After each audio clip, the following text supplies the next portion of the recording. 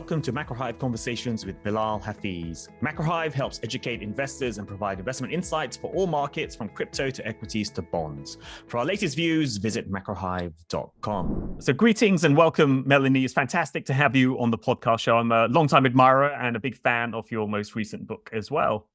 Well, thank you. It's good to be here. Now, before we go into the meat of our conversation, I do like to ask all of my guests something about their origin story. So in your own words, I mean, what did you study at university? Was it inevitable you'd end up going into AI and academia as well? And then, we can then go from there. It was not inevitable at all. So I came to university. I was really interested in astronomy. That was my first passion. And in fact, my first two published papers when I was an undergrad were in astronomy. And I did astronomy and mathematics in university and I didn't even know about AI, had no interest in computer science or anything like that. But what sort of pushed me into the field of AI was reading Douglas Hofstadter's book, Godel, Escher, Bach. When I was very good book. Yeah. It was published in the 70s, if I recall. 79, yeah. 79, yeah. Yeah, I read it later on.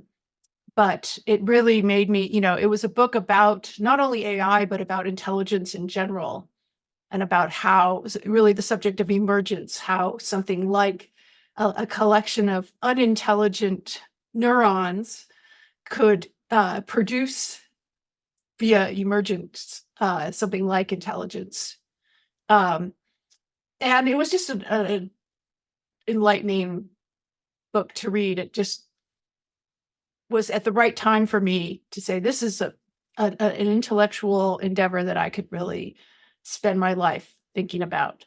So I actually sought out Douglas Hofstadter to try and work with him and ended up being his graduate student at University of Michigan, which is where I got my PhD. Oh, great. I mean, that must have been quite a nice experience to reach out and then to actually get accepted, because that's not often the case. Took some doing, but and I hadn't had, I didn't have an undergraduate background in computer science. Had to learn that sort of the background on my own a bit before going to graduate school in that subject. Yeah.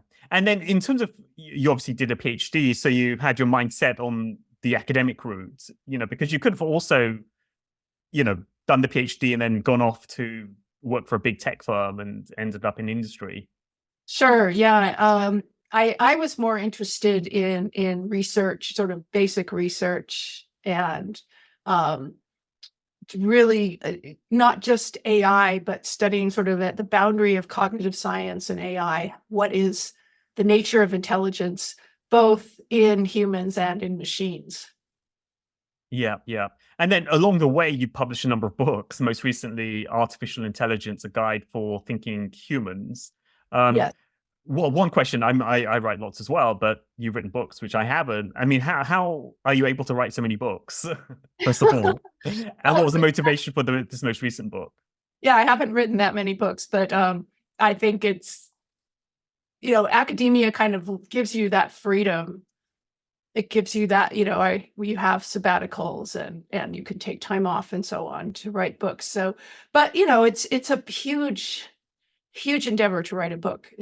It takes years. It's not like, at least for me, it's not something I can just do, inside of a few months. It's my first sort of book for the general audience took me about 10 years to write. The next one, the AI book, took about 3 years. So it's just, you have to just say, this is what I'm going to do now. And just that's your major focus. Okay. Well, I mean, you talk about intelligence. Perhaps we can start with some definitions here.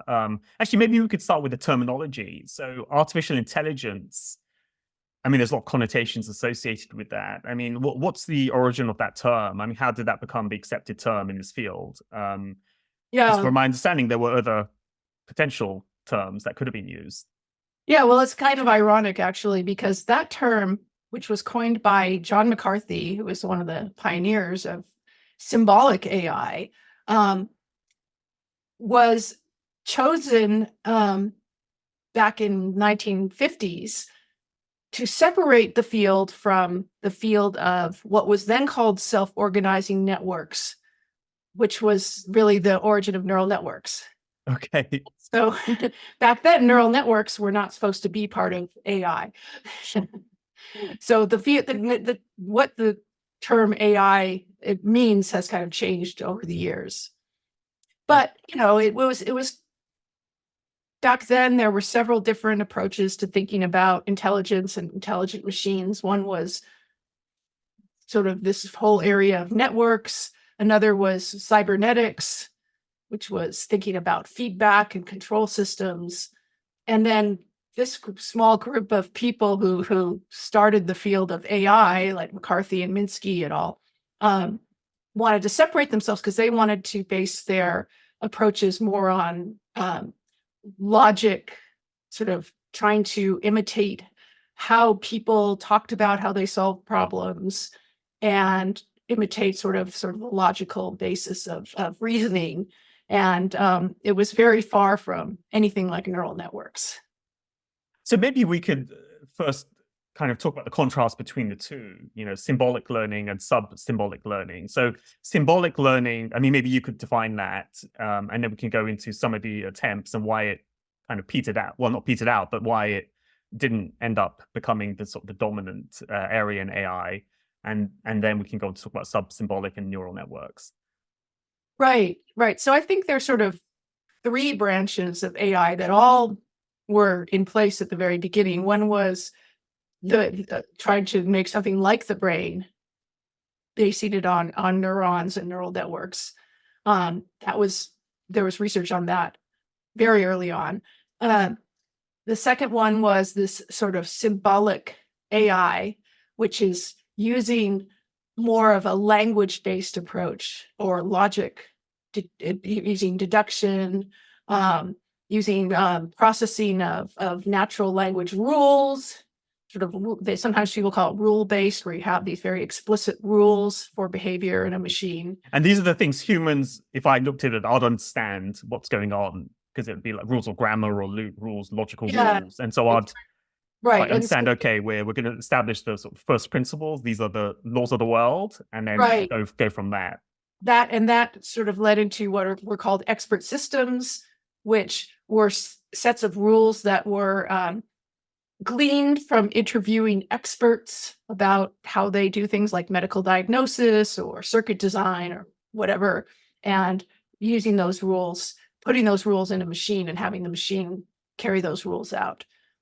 And then the third one was based on statistics or statistical learning, which is get evidence, data from the world, and use that to fit some kind of statistical model that is then used to make predictions.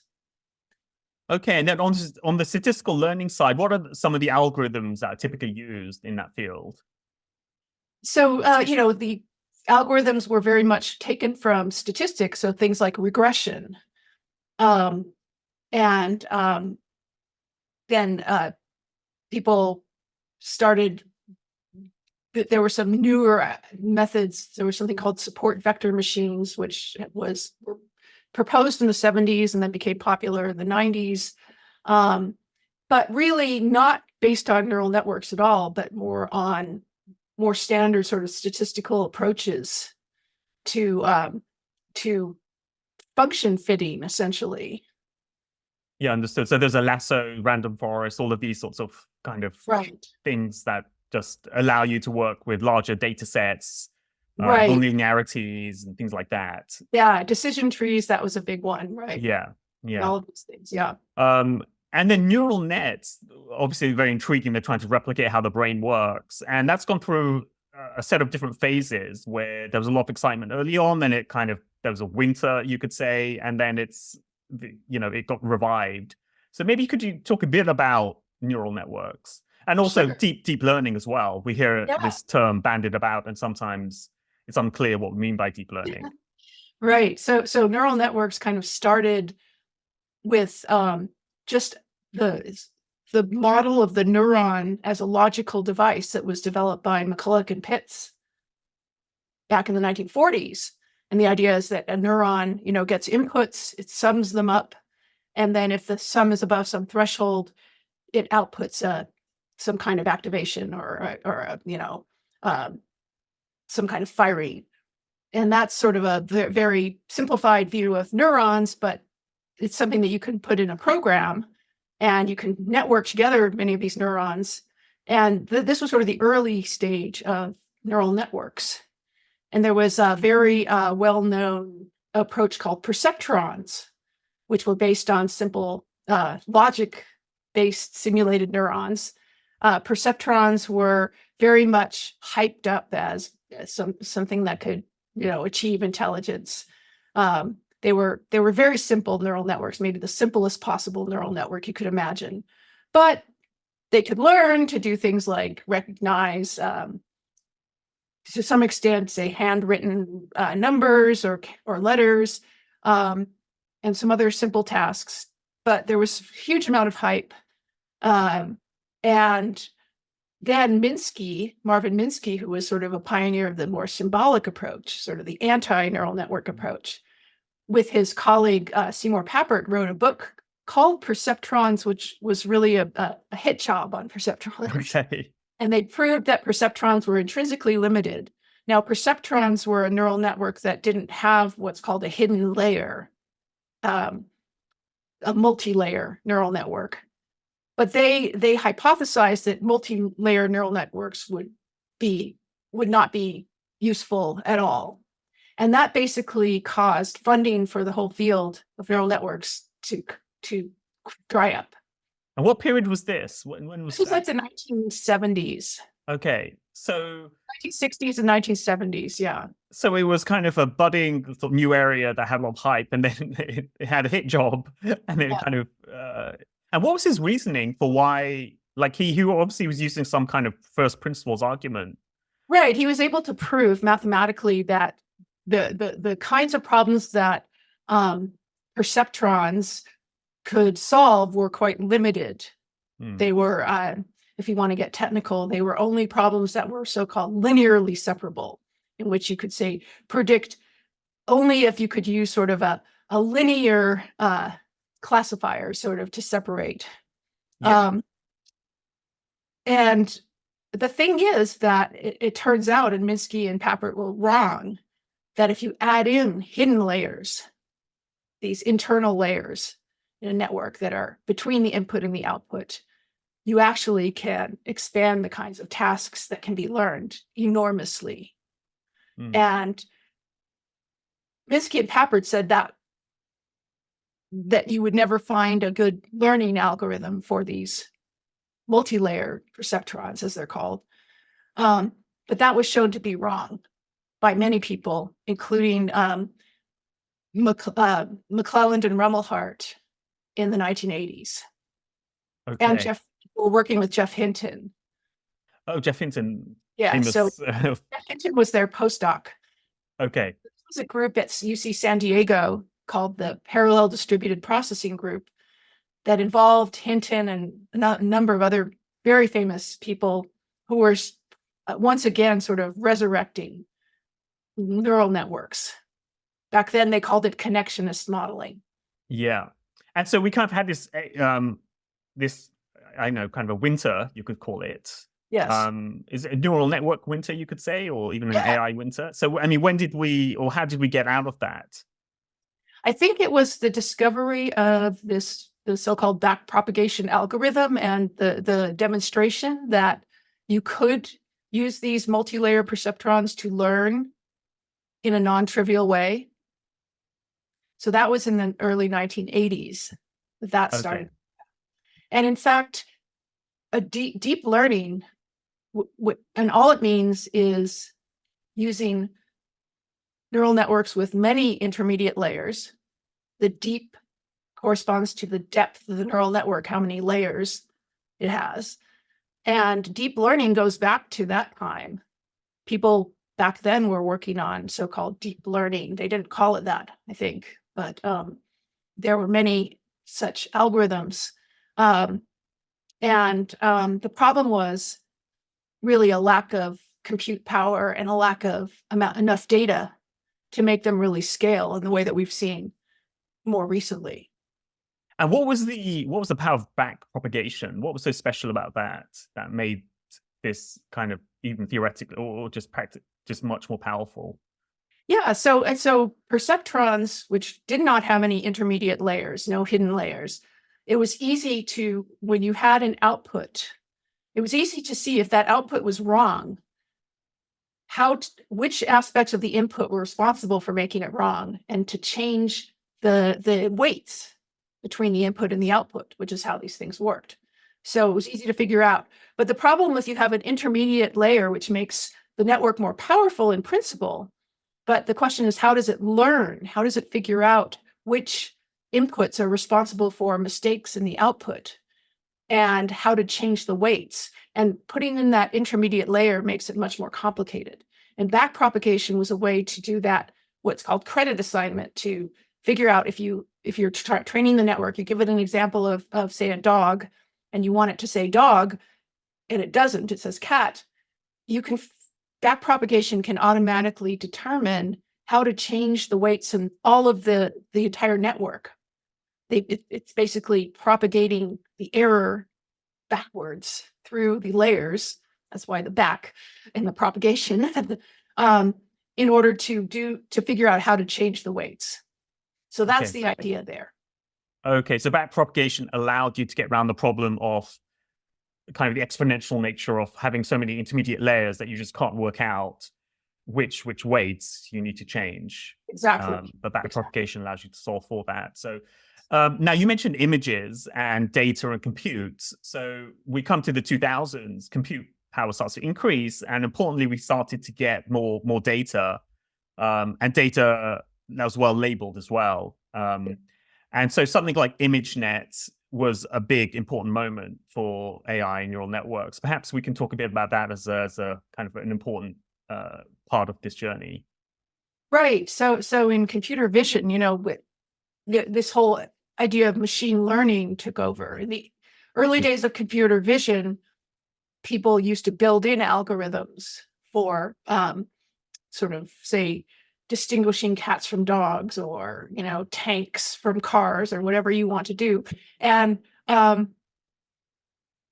it turns out that trying to use neural networks or other machine learning systems to learn how to do that using statistics was much more effective. But the problem was there wasn't enough labeled data. You needed to learn by having the data, like an image of a dog, be labeled by a human as a dog, so that you could tell the neural network or the machine learning system, that's a dog. You got it wrong when you said it was a cat. And to do that, but you needed some very large amount of data to do that to really make it work well. So the fact that a couple of things happened. One was that we got the World Wide Web, and people started uploading their photos and labeling them, putting them on websites and Facebook and all of that, so that researchers could scrape the web. They could download all these images as training data. Not all of them were labeled, but we also had things like crowdsourcing. Now that we had the web, there was one particular crowdsourcing platform called Amazon Mechanical Turk, where humans would do things like label images for a very small amount of money. And Fei Li, who is a computer vision researcher, decided that she would build the next big image data set, labeled data set. So she and her team collected millions of images from the web, and then had people on Amazon Mechanical Turk label them. And that was the ImageNet data set, which was then the subject of a competition, annual competition. So people would try and, it had millions of images. It had 1,000 different object categories, and you had to say for each image what was the category. Your program had to say that. And so people would submit their programs to try and do this task. And there was, maybe 10 different years in which there were competitions. In the first years, the more the non-neural network programs did the best. But I think it was 2012, the first deep neural network trained on ImageNet actually was dramatically better than anything that had come before. This was the so-called AlexNet from Jeff Hinton's group. And that was really the beginning, I think, of the deep learning revolution. Okay, so a key thing there was we had the compute, but then importantly, we had a large amount of data that was correctly organized for different types of machine learning algorithms, including neural nets, to start to show their power. And so that was really a sort of pivotal point. But in essence, what these models are doing is they're doing sort of pattern recognition of sorts, aren't they? Really, they're just amazing pattern recognition algorithms. Is that a fair characterization? Yes, that's right. So, for instance, this AlexNet, which was able to classify images on ImageNet with pretty high accuracy. If it classified something as a dog or a golden retriever or something, it didn't know anything else about what those categories meant. It just knew that certain kinds of configurations of pixels were likely to be that category. So these systems were quite limited in they were good at recognizing, sort of labeling objects and images, but they didn't know much about the world beyond, being able to do that. So they were, as you say, pattern recognition devices. And then, what does that then tell us about intelligence then? Because we call them intelligence, and then also we anthropomorphize these machines or algorithms as well, saying, wow, they're just like humans. They can see like us, and it's intelligent. That use of that word in itself, there's a connotation associated with that. How do you kind of relate that to intelligence? And what does this tell us about intelligence? If suddenly a machine can identify something as well as a human can, I'll let you ponder over that. So intelligence is one of those, ill-defined notions. We think we know it when we see it, but we've changed our opinions about what it means over the years. Artificial intelligence essentially means getting computers to behave in ways that seem intelligent to people. Okay, so that it's kind of a vague notion, because we're like, what seems intelligent to people? Well, for instance, back in the 70s and 80s, somebody who could play chess at a grandmaster level seemed incredibly intelligent, and we sort of thought that if we could get a machine to do that, it would have kind of very high general intelligence. But then we got Deep Blue from IBM that could beat Gary Kasparov. It could beat any human, basically, but it couldn't do anything else. So it had a kind of very narrow intelligence, if you want to call it that. It did something that humans considered intelligent, but it couldn't do anything else. So in AI, there's been this kind of weird distinction between what people call narrow intelligence and general intelligence. And up till very recently, all of the AI systems that we've had have been narrow. So AlexNet, which could label images on ImageNet, it couldn't do anything else. And in fact, it turns out, even though it might have been able to do as well as a human on that particular data set, if you change the images a little bit, if you, have images of dogs in which the dog is in some non-standard pose or non-standard kind of situation, it would fail. So these systems were intelligent in a way, but they were what people call brittle, meaning that as long as they were given things that were similar enough to what they've seen in their training data, they were fine, but if the input changed or was unexpected in some way, they could fail unexpectedly. And that's why they were called brittle. I mean, that kind of reminds me of the concept of fragility in financial markets, where most of the time markets behave in very normal fashion. They follow normal distribution, everything's nicely behaved, and things kind of work. But periodically, things go completely crazy, and it's like a tail event where everything just unravels, all the statistical models stop working. But the key thing about that is, for people in financial markets, is that that's what we care about. It's not the normal stuff we care about. What we really are focusing is on the other stuff. And it kind of reminds me, when you talk about the sort of brittleness of these models, that obviously they can do certain things super efficiently, but the things that really matter, or the things that could really be classified as intelligent, they really are nowhere on that, at the moment. Yeah, I mean, I think this notion of the tail, the long tail, is essential for thinking about AI, because you're right. Most of the time, things are very well behaved, follow a certain distribution, and people talk about distributions of data. But if something is like out of the distribution or in the tail, these systems can't handle it.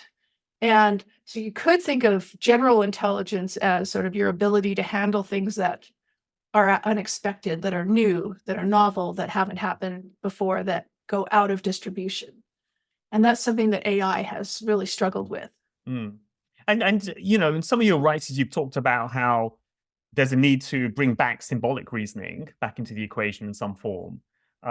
What do you mean by that? Because obviously symbolic learning was what the expert models were doing back in the earlier period, and it's kind of fallen to the wayside as we've moved towards statistical and neural network models. But how could symbolic reasoning kind of somehow sort of help? Well, symbolic reasoning had a lot of flaws, because it also was brittle. If you have a bunch of rules that you're trying to follow, something happens that there's no rule for. You can't put all of human experience into a set of rules. So it had a similar problem. And it turned out that more approaches that now the main approaches we have sort of combine neural networks and statistical learning, and those have been a lot more successful than the early symbolic days. But they also have problems in this way. And so some people have proposed sort of hybrid systems, or what some call neuro-symbolic, sort of combining neural networks. Neuro-symbolic, yeah. That might be able to be the best of all possible worlds. And it turns out that a lot of the most successful systems today are neuro-symbolic. So self-driving cars, for example, use neural networks for vision, but they also use rule-based algorithms to deal with different things that might come up. And they're not perfect, obviously. That's why we don't have self-driving cars everywhere. But that's one example where they found that this combination of neural networks and symbolic reasoning actually is helpful.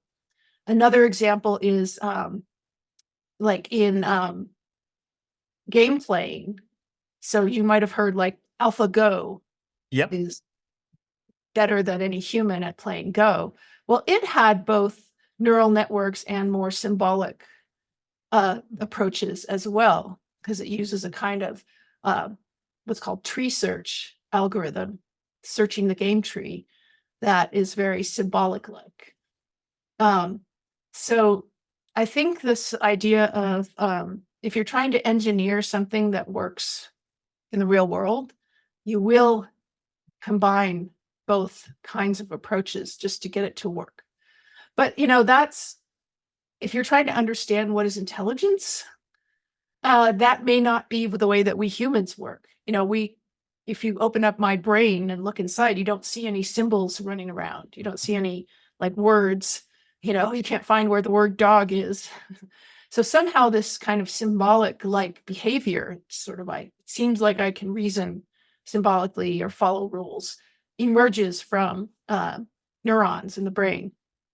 And we don't know how it happens. Yeah, and in terms of intelligence, and one thing you've talked a lot about is abstraction and analogy as something that is a kind of a higher bar of intelligence that lots of these pattern recognition models don't quite capture. So maybe can you talk to that? What you mean by abstraction and analogy? Right. So the way that we think is that we categorize, right? I've never seen you before, but I've been in many podcast interviews before, and I kind of know how they work. And I sort of have that concept in my mind, so I know what to expect. I know how to predict what's going to happen. That's true of like how we interact with the world. We see the world in terms of kinds of situations, and even though the situations are, different from what you've seen before, they are analogous in many ways. And so you can reason by looking at the abstract similarities between something that's happened in the past and something that's happening right now. And that helps you figure out what to do and how to predict what's going to happen. And that's something that we humans are very good at, but machines are still struggling with that kind of thing. And this goes to something like machines can understand categories quite well, but maybe they may not understand concepts that well. Well, yeah, I mean, these terms are a little bit fuzzy, categories and concepts. But, if you think about, the ImageNet challenge where, you have to you have to take an image and your program has to say, is that a golden retriever or, a temple or a cell phone? And those are like some of the categories. And if you say, oh, it's a golden retriever, you have a very good idea of the category of golden retriever. But the concept of golden retriever is much broader, meaning that you as a human who have interacted with golden retrievers know what a dog is in a much richer way. You know what the purpose of a dog is. That golden retrievers are usually pets; they're not wild animals, and all kinds of things. And helps you have common sense when you encounter a situation that has a golden retriever in it. You don't run away. You know that the dog's probably not going to bite you, and that it's somebody's pet. It belongs to somebody, and all kinds of things. And these concepts are much richer than just the basic ability to say that's an instance of that particular category. So there's a whole kind of body of knowledge, almost a meaning associated with those words, golden retriever, that neural nets just won't understand. They just won't have all of that additional set of abstractions, analogies, meanings, history that's just embedded within those two words, golden retriever. Yes, that's right. I mean, and does that also relate to the speed at which we can do things? So obviously computers or algorithms can do something super, super well. And is it because they just don't have this extra baggage of meaning? Whereas humans, we have so much additional meaning we have to everything that the sort of, it kind of makes everything harder for us to process as quickly as a machine. That may be true. Machines are they're much faster than our brains. Our brains are somewhat slow, but we do have massive amounts of parallelism in our brains that helps us do things in sort of the time frame we need to do them in. But obviously we can't do things like add or subtract as fast as a machine. Yeah. And in terms of abstraction and analogy, I mean, what's computer science doing in this space? I mean, has there been any progress in this area or not? I know you've done, this has been one area that you've been involved in. Where are we, on the roadmap here? Yeah, so people have been trying to get computers to form abstract concepts and make analogies forever. In fact, if you look back at the original meetings on AI, like there's this famous Dartmouth workshop that was organized in 1956 by McCarthy, Minsky, and others. That was one of their main goals, was abstraction. Okay, just go straight for the Yeah, top then. Give it the yeah, hardest thing yeah. to start with. But the problem is, it's been difficult to get machines to do anything that seems to be, capturing the kind of abstractions that people can make. More recently, we've had these large language models like ChatGPT that have seem to be able to think abstractly much better than anything we've seen before. Which they haven't been trained to do per se, but just by being trained on enormous amounts of human generated language, they have somehow gained some abilities for abstraction, but they still are less, they're still brittle in ways that humans are not. Yeah, yeah. And yeah, I mean, in terms of large language models, and now that you've mentioned them, I mean, where do you put them in terms of the advances that we made? Because I've been really quite impressed about how powerful these models are. I mean, I wouldn't have thought ex ante if you told me that if you applied neural nets or transformer models onto huge amounts of like human language, that it would be able to deliver something like it does. But it has. I mean, it does feel very human-like. It can create like poems, songs. It can answer questions as if you're talking to somebody.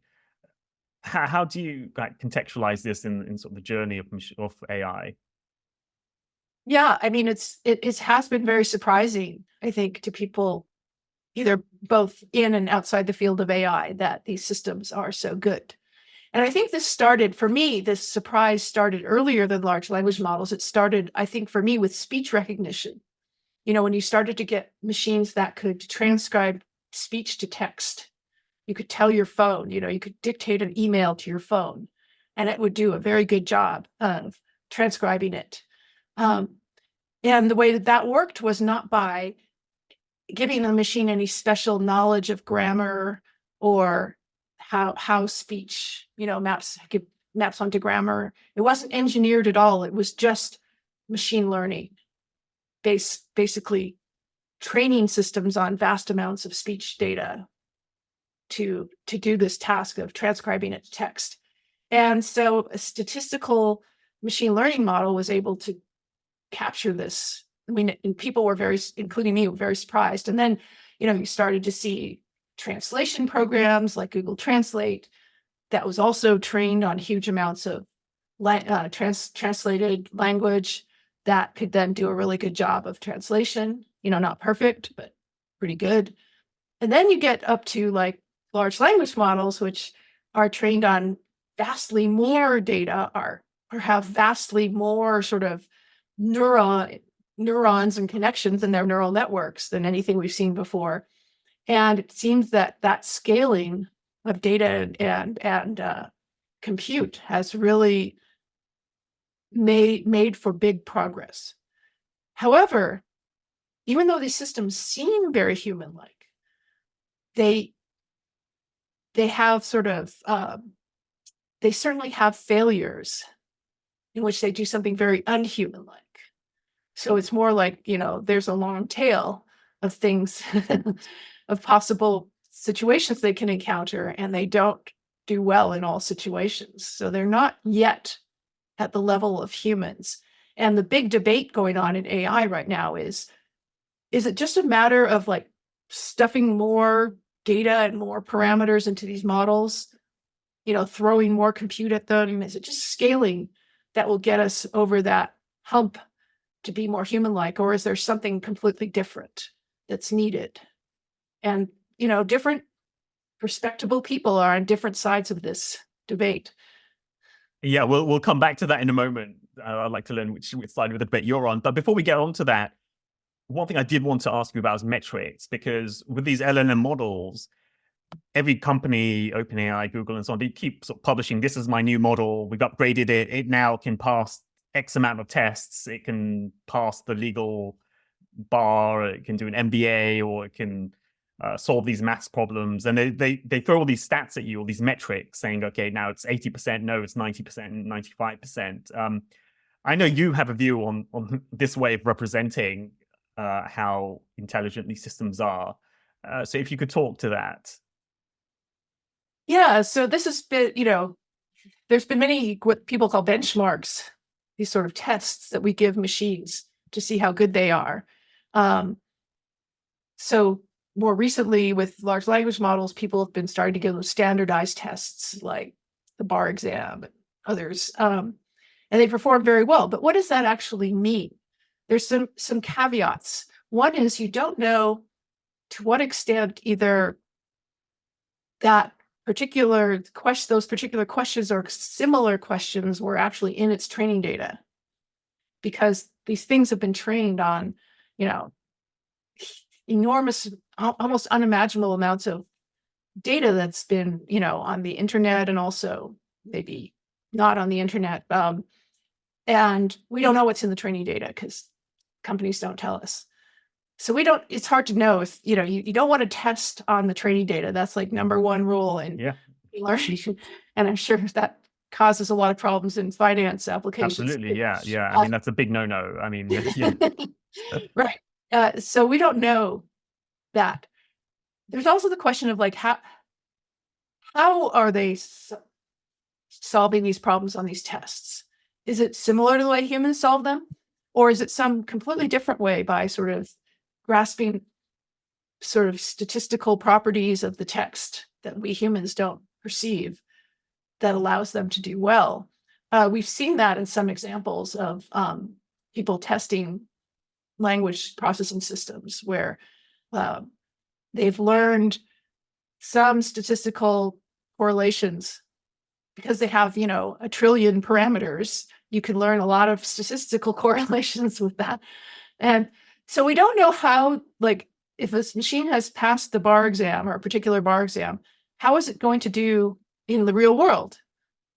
And it doesn't necessarily follow the same sort of predictions you could make for a human. And, one of the problems with these systems is that they're very sensitive to the prompt that they get, the inputs. If you give it the same problem, but with a different format, it can often not do well at all. And so that's why we now have this new career category called prompt engineer, which are people who try to create the prompts that will make the systems work well. Yeah, I mean, we have within our company, we have prompt, engineers now as well. But to me, that just tells me that systems aren't smart. If you need humans like to intervene in that way, it's not self-directing. Exactly. You need a lot of manipulation by a human to come in and say, actually, no, it has to be like this. And then you realize, okay, the output isn't quite right. So you have to add an extra bit of context, say, don't, veer out this territory. And, and it ends up a very hybrid approach. It's human plus machine. Right. And it's, people have likened it to alchemy because we don't know why certain incantations in the prompts make the machine work. People have shown, there's been papers where people show, well, if you say, take a deep breath in your prompt, it'll improve the performance. And, it's just, it's not a science yet, but it does show that the machines are brittle. They are not robust. If I talk to you, I don't have to engineer very much what I'm saying. I think I don't have to think very hard. I know that you understand. Whereas with a machine, you have to think pretty hard about how you're going to present a problem to it. And so in terms of reporting metrics then, how would you do this? Would you, like, at the moment, it's like average performance is this. I mean, is it better to sort of break out the results to kind of show the distribution of the results to say, actually, Absolutely. like the tail was quite terrible, it's like catastrophically bad, results. Yeah, exactly. You want to know what are the errors? What do the errors look like? That's almost more important than knowing where it performed well.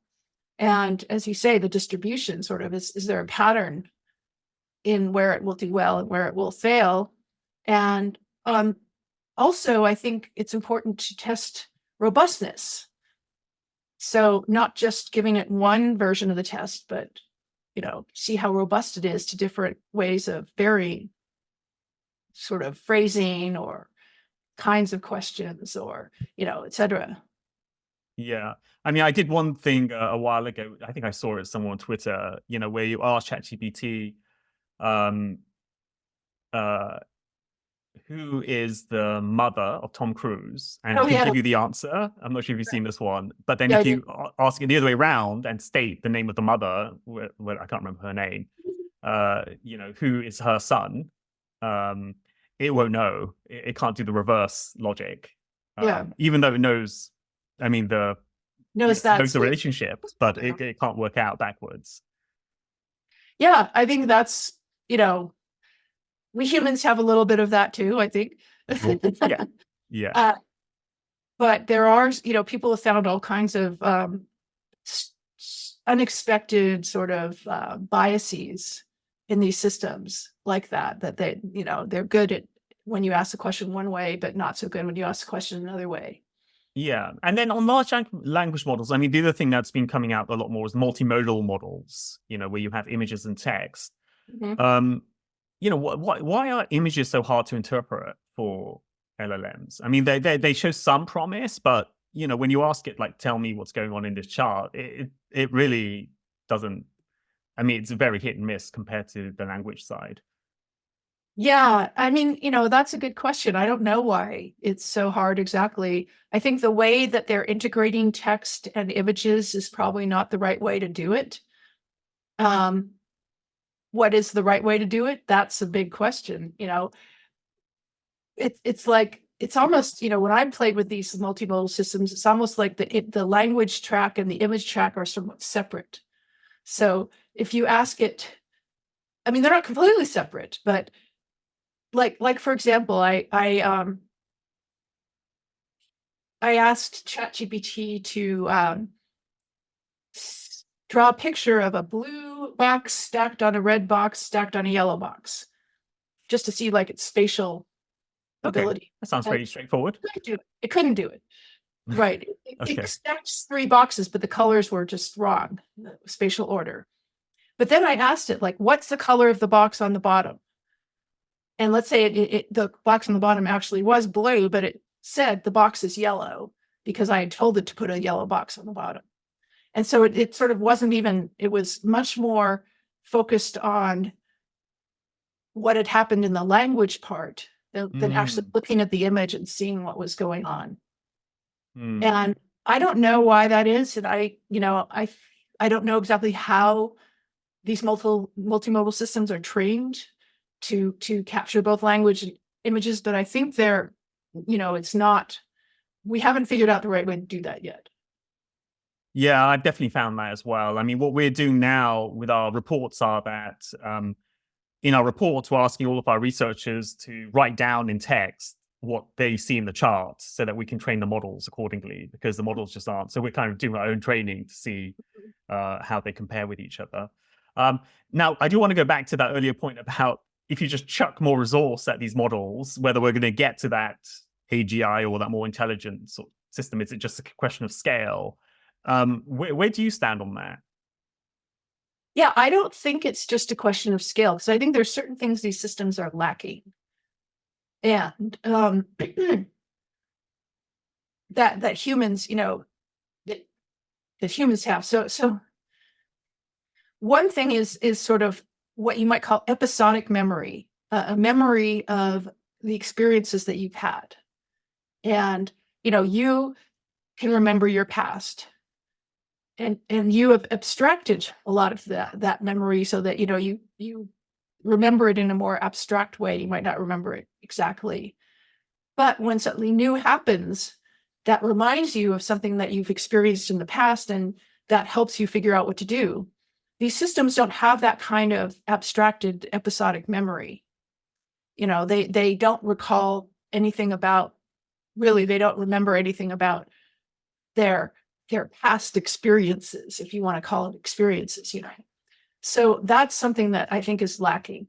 The other thing is, people talk a lot about how we humans have internal models of the world that, I can simulate sort of something in my head.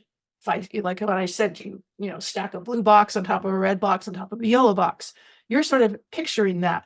And then I say, what happens if I take the top box and swap the top and the bottom box? You probably could picture that too. And you can keep track of this sort of little internal world. And the extent to which these language models can do that kind of thing is it's controversial, and but it's limited.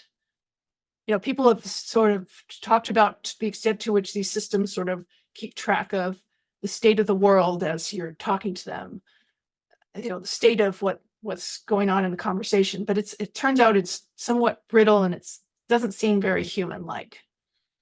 And so that's, yeah. So I was going to just ask you also about embodiment as well, because you in the past you've talked about the four fallacies hindering AI progress, and one of them is this idea that intelligence is all in the brain.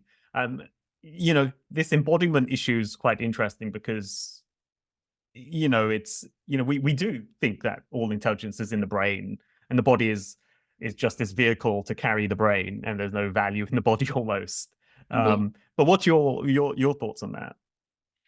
Yeah, so I think that there is a lot that our brains evolved basically to interact with our bodies and to help control motion and motor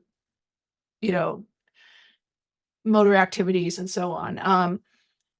And there's a lot of evidence, a lot of psychological evidence that our cognition is very much affected by our bodies. The way we conceptualize the world is very much affected by our bodies. And it's not clear to me that, the sort of paradigm that AI has accepted for its entire lifetime, which is that you can kind of sift off the intelligence of an agent from the body, and that it can work independently, and you can get to something like, AGI, whatever that means, without having it being embodied. I'm dubious about that. I think there's a big debate to be had. It's been going on for a long time, but I find the embodiment argument somewhat compelling.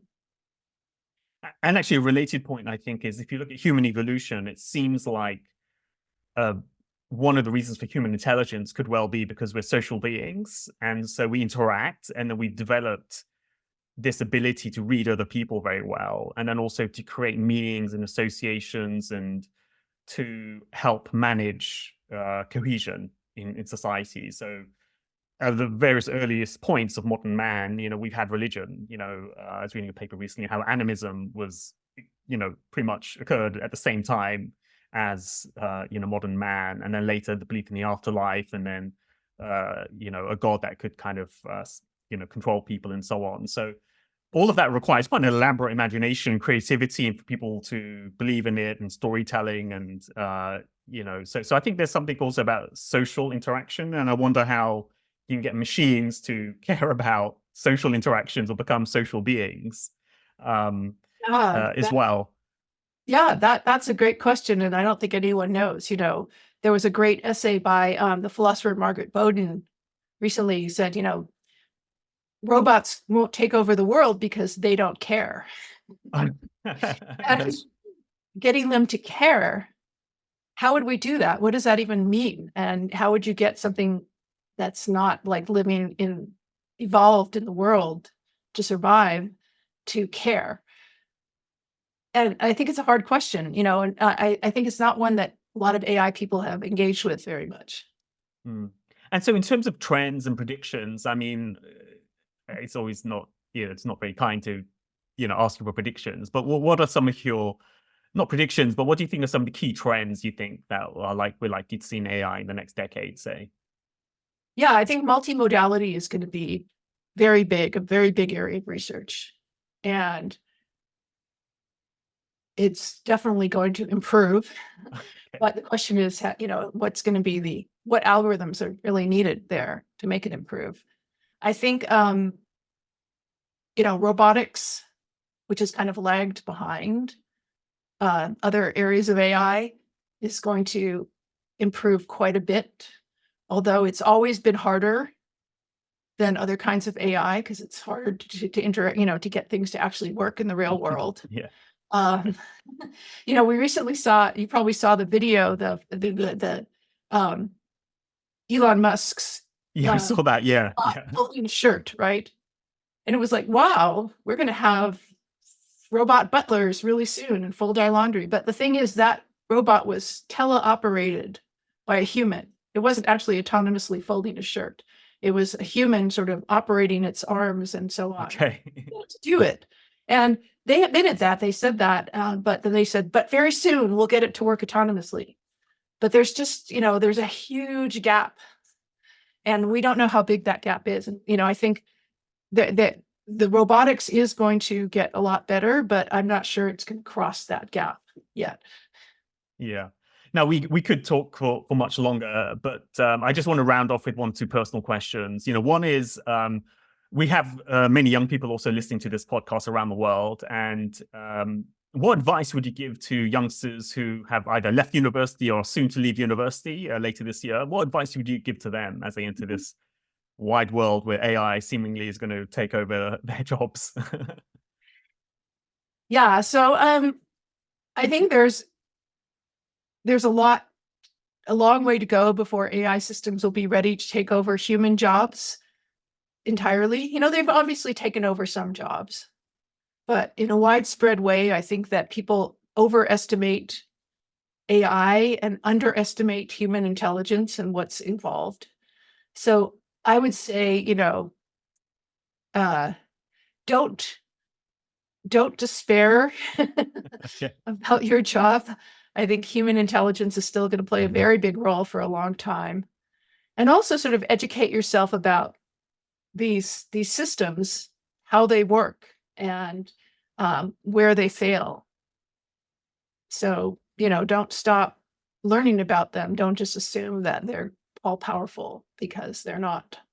Yeah, that's a great piece of advice. And then in terms of books, what are some of the books that really influenced you over your career? There's been so many. Well, let's see. So I mentioned Godel, Escher, Bach.